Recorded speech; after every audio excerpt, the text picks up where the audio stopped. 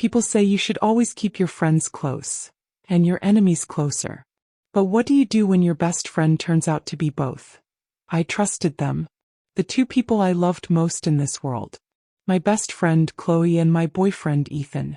I never imagined they'd share a secret that would destroy everything I thought I knew. Chloe and I met in college. She was the type of friend everyone wanted. Confident, funny, fiercely loyal. She stood by me through breakups, stress, everything. When I met Ethan 2 years ago, she was the first to cheer me on. Finally, she laughed. You found someone who deserves you. The three of us became inseparable. Movie nights, weekend brunches, road trips. People would joke that we were a little trio. And honestly, I loved that. Ethan and Chloe got along so easily. Sometimes too easily. But I trusted them. Because that's what love and friendship are built on. Or so I thought. It started small. They'd share inside jokes I didn't get.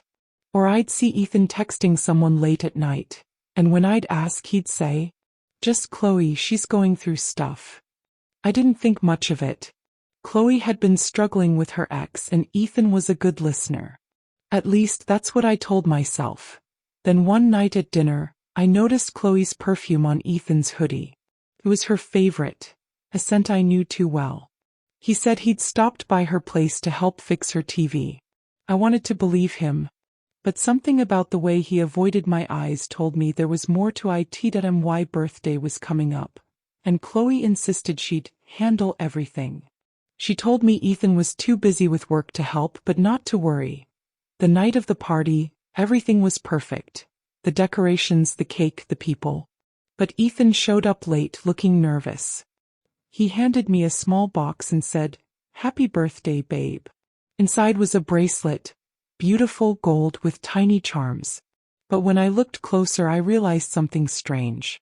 The charms were inside jokes. Ones only Chloe and I shared. I smiled, but my stomach twisted. How would Ethan know those details?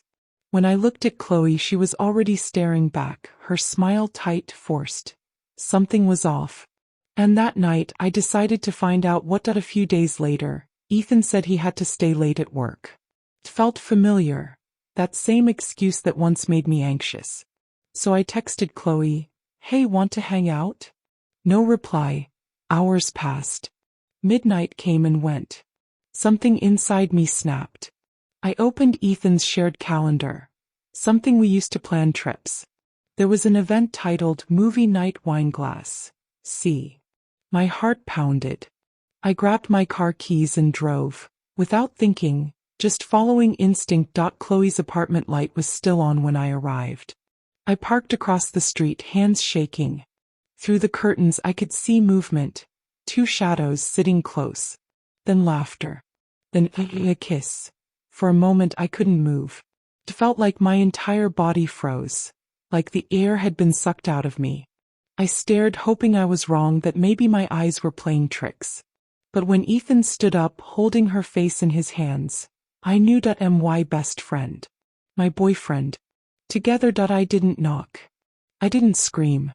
I just drove home, tears streaming down my face, the bracelet heavy on my wrist like a chain. The next morning Ethan came home early, pretending everything was normal. I sat at the kitchen table, silent.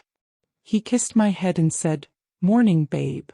And I said softly, "How was movie night?" He froze. His face went pale. He opened his mouth, then closed it again.